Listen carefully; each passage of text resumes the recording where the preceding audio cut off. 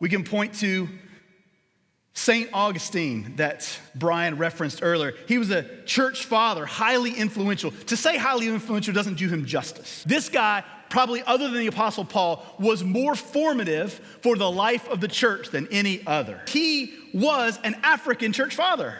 And because of the influence of European Christianity, which was great, we can kind of forget that the gospel did not start in Europe. The gospel actually grew. The church grew in influence in Africa, in North Africa first.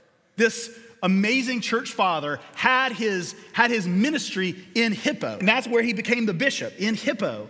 But that's not where he wanted to be. Augustine had a plan for his own life. He started out as the party animal of all party animals. He was wild.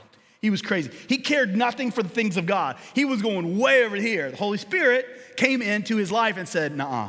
And so the Holy Spirit converts him, and now he's living for God. But now he wants to live for God where he is currently. He is happy, he's content. He wants to gather together kind of brothers in his current town, but the Holy Spirit has other plans. It had not been his intention to become a priest.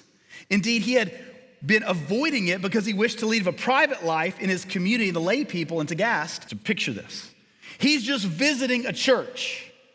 And the bishop, Valerius, sees Augustine, and in his sermon, Valerius was describing the urgent need of the local Catholic minority, which was surrounded by sects such as the Donatists. And then he, without warning, Valerius added, "This congregation is in need of more priests, and I believe that the calling of Augustine to the altar would be in the honor of God." Willing hands propelled Augustine forward, and the bishop and the congregation prevailed upon Augustine to say yes.